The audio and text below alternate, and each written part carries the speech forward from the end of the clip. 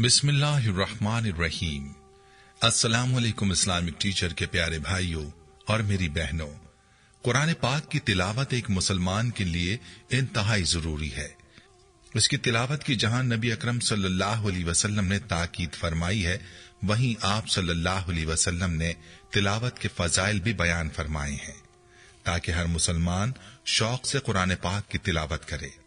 लेकिन क्या आप जानते हैं कि दिन में एक ऐसा वक्त आता है जिसमें कुरान पाक की तिलावत करने और बाकी इबादत करने से मना किया गया है, और इसके अलावा भी कुछ ऐसे औकात हैं जिनमें कुरान की तिलावत करना सख्ती से मना है। अब सवाल यह है कि इन औकात में कुरान की तिलावत करना क्यों ममनू है? इसकी वजह क्या है? यह ऐसा सवाल है जो तकरीबन हर किसी के जहन में आता है कि आखिर क्या वजह है कि इन औकात में इबादत नहीं करनी चाहिए। ये औकात कौन से हैं और इन औकात में इबादत ना करने के पीछे असल हकीकत क्या है? आज की वीडियो में आपको तफसील से बताएंगे, लिहाजा वीडियो को आपने आखिर तक जरूर देखना है। वीडियो में आगे बढ़ने से पहले आपसे गुजारिश है कि अगर आपने हमारे चैनल को सब्सक्राइब नहीं किया तो अभी आप इसे सब्सक्राइब करें और वीडियो को लाइक और शेयर जरूर करें। प्यारे भाइयों, याद रहे कि 24 घंटों के दौरान 3 औकात ऐसे हैं जिनमें नमाज पढ़ना और सजदा तिलावत करना जायज नहीं। एक तुलुए आफ्ताब यानी सूरज निकलने का वक्त, दूसरा जवाल का वक्त यानी जब सूरज बिल्कुल दरमियान में होता है, और तीसरा गुरूब आफ्ताब जब सूरज गुरूब होता है। और इन औकात की ममानियत का तस्कीरा हदीस पाक में बड़ा वाज़ेह है। जैसे उक़बा बिन आमिर रज़ी अल्लाह तआला अन्हु से रिवायत है, फरमाते हैं 3 औकात में अल्लाह के रसूल सल्लल्लाहु अलैहि वसल्लम हमें नमाज पढ़ने और मुर्दे दफन करने से मना करते थे। जब सूरज तुलू हो रहा हो हत्ता के बुलंद हो जाए, जब आफ्ताब बिल्कुल सीधा हो, न मशरिक की तरफ माइल और न मगरिब की तरफ, हत्ता के ढल जाए, और जब गुरूब होने लगे हत्ता के पूरी तरह गुरूब हो जाए। और एक दूसरी रिवायत में अल्लाह के रसूल सल्लल्लाहु अलैहि वसल्लम ने फरमाया, जब सूरज का किनारा निकलना शुरू हो जाए तो नमाज को मौखर कर दो यहां तक के निकल कर नुमाया हो जाए, और जब सूरज का एक किनारा गायब हो जाए तो नमाज मुलतवी कर दो हत्ता के सूरज मुकम्मल तौर पर गुरूब हो जाए।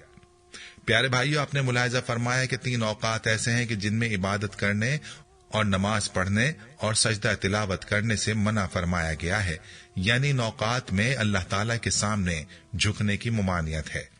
रहा सवाल ये कि इन औकात में इबादत से और सजदा तिलावत से क्यों मना फरमाया गया है, तो इस हवाले से भी आपको नबी करीम सल्लल्लाहु अलैहि वसल्लम की चंद रिवायात बताते हैं, जिनमें आप इस बात की हकीकत से आगाह हो पाएंगे।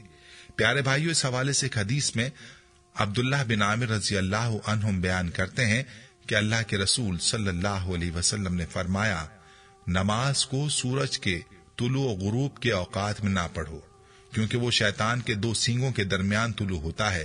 कहा जाता है कि आफ्ताब के तुलू और गुरूब के वक्त शैतान उफुक पर अपने सींग सूरज के सामने कर देता है। चूंकि आतिश परस्त सूरज को सजदा करते हैं और उसकी पूजा करते हैं, तो शैतान ये बावर कराता है कि लोग उसे सजदा करते हैं। इसीलिए सूरज के तुलू और गुरूब के वक्त नमाज पढ़ने और सजदा करने से मना किया गया है, ताकि बुत परस्तों और मुशरिकों से मुशाबिहत ना हो। यानी ऐसा ना हो कि काफिर लोग ये कहने लगें कि ये भी तो हमारी तरह सूरज को पूजा करते हैं, इसलिए इन औकात में सजदे से मना फरमाया है। यहाँ एक अहम बात आपको बताते चलें कि बाज लोगों का शैतान के सींगों के बारे में यह अश्काल होता है कि जिस शैतान के सींग इतने बड़े हैं कि जिनके दरमियान सूरज तुलू होता है, तो वो खुद कितना बड़ा होगा और कहाँ ठहरता होगा। तो याद रहे कि सूरज जिसामत में इतना बड़ा है कि हमारी जमीन से लाखों गुना बड़ा है। इसके साथ शैतान की बड़ा होने का अश्काल नहीं किया जा सकता।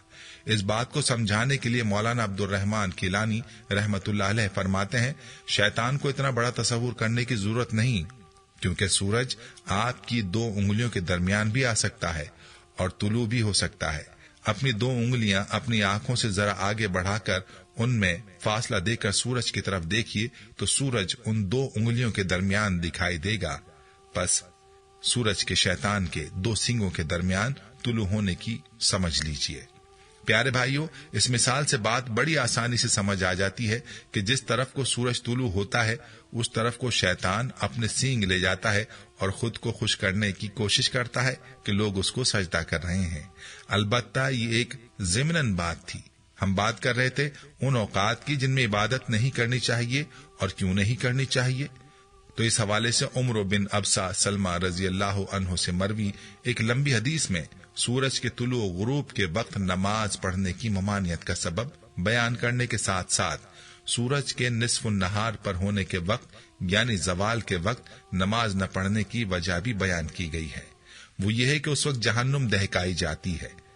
روایات کے مطابق عمر بن ابسا رضی اللہ عنہ نے نبی صلی اللہ علیہ وسلم سے جو سوالات کیے تھے ان میں سے ایک سوال نماز کے بارے میں بھی تھا، جس کے جواب میں نبی اکرم صلی اللہ علیہ وسلم نے فرمایا، صبح کی نماز پڑھو، پھر نماز سے پرہیز کرو یہاں تک کہ آفتاب نکل کر بلند ہو جائے، اس لیے کہ وہ شیطان کے دو سینگوں کے درمیان نکلتا ہے اور اس وقت کافر اسے سجدہ کرتے ہیں۔ پھر اگر تم بھی نماز پڑھو گے تو ان سے مشابہت ہوگی، پھر جب آفتاب بلند ہو جائے نماز پڑھو کہ اس وقت کی نماز کی فرشتے گواہی دیں گے اور فرشتے حاضر ہوں گے یعنی مقبول ہوگی، یہاں تک کہ پھر سایہ نیزہ کا اس کے سر پر آ جائے یعنی ٹھیک دوپہر ہو تو پھر نماز نہ پڑھو، اس لیے کہ اس وقت جہنم جھونکی جاتی ہے۔ پھر جب یہ سایہ آئے یعنی سورج ڈھل جائے پھر نماز پڑھو، اس لیے کہ اس وقت کی نماز میں فرشتے گواہی دیں گے اور حاضر ہوں گے یہاں تک کہ تم عصر پڑھو، پھر نماز سے رکے رہو یہاں تک کہ آفتاب غروب ہو جائے، اس لیے کہ وہ شیطان کے دونوں سینگوں کے بیچ میں ڈوبتا ہے اور اس وقت کافر بھی اسے سجدہ کرتے ہیں۔ پیارے بھائیو، مذکورہ بالا احادیث سے معلوم ہوتا ہے کہ کفار و مشرکین سے مشابہت کی وجہ سے ہی ان اوقات میں سجدہ اور عبادت کرنے سے روکا گیا ہے، ورنہ جو سجدہ اللہ تعالیٰ کو کیا جائے وہ شیطان یا سورج کے لیے کیوں کر ہو سکتا ہے؟ اسی لیے جو شخص سورج کے طلوع یا غروب ہونے سے قبل نماز شروع کر چکا ہو اسے نماز توڑنے کا نہیں بلکہ مکمل کرنے کا حکم ہے۔ تو میری بہنوں اور میرے بھائیوں، یہ تھی اصل حقیقت اس بات کی کہ ان اوقات میں عبادت سے کیوں منع کیا جاتا ہے۔ جہاں تک بات ہے تلاوت کی تو کوشش یہی کرنی چاہیے کہ ان اوقات میں تلاوت نہ کی جائے۔ ان اوقات میں اگر تلاوت کی جائے گی سجدہ تلاوت بھی آ سکتا ہے اور آپ وہ سجدہ نہیں کر سکیں گے۔ یہ بات بھی ذہن نشین کر لیں کہ اگر کوئی اس وقت میں تلاوت کرتا ہے تو وہ گنہگار نہیں ہے۔ یاد رہے کہ آپ دن میں کسی بھی وقت تلاوت کر سکتے ہیں اور اللہ کا ذکر کر سکتے ہیں، لیکن جنابت کے وقت آپ نہ تلاوت کر سکتے ہیں اور نہ اللہ کا ذکر کر سکتے ہیں، کیونکہ جنابت کی حالت میں تلاوت کرنا حرام ہے۔ حضرت علی رضی اللہ عنہ سے روایت ہے، آپ صلی اللہ علیہ وسلم جنابت کی حالت ہونے کے علاوہ ہر حالت میں ہر وقت ہمیں قرآن پاک پڑھایا کرتے تھے۔ معلوم ہوا کہ جنبی کی حالت میں تلاوت کی اجازت نہیں ہے۔ اس حالت میں قرآن کی تلاوت اس کی بے ادبی ہے۔ قرآن پاک کا ادب اور اس کی تعظیم کرنا ہم پر واجب ہے، اسی لیے ضروری ہے کہ قرآن پاک کو چھونے سے پہلے وضو لازمی کر لیا جائے۔ ہاں، بغیر وضو کے آپ قرآن پاک کو چھوئے بغیر تلاوت کر سکتے ہیں، لیکن ناپاکی کی صورت میں نہیں۔ ویڈیو کو جانے سے پہلے شیئر ضرور کیجیے گا۔ پیارے بھائیوں، ہم یہ امید کرتے ہیں کہ آپ کو ہماری آج کی یہ ویڈیو ضرور پسند آئی ہوگی۔ اگر آپ کو ہماری آج کی یہ ویڈیو پسند آئی ہے تو آپ سے گزارش کرتے ہیں کہ آپ ہمارے چینل اسلامک ٹیچر کو ضرور سبسکرائب کر لیں اور ساتھ ہی لگے بیل کے بٹن کو بھی پریس کر لیں تاکہ آپ کے پاس ہماری آنے والی مزید معلوماتی ویڈیوز کا نوٹیفیکیشن بر وقت ملتا رہے۔ سبسکرائب کے ساتھ ساتھ ہماری ویڈیوز کو لائک بھی کریں اور اپنی قیمتی رائے کا اظہار کمنٹس میں ضرور کریں۔ کمنٹس میں آپ اپنے سوالات بھی ہم تک پہنچا سکتے ہیں۔ اللہ تعالیٰ آپ کو اپنے حفظ و امان میں رکھے، آمین۔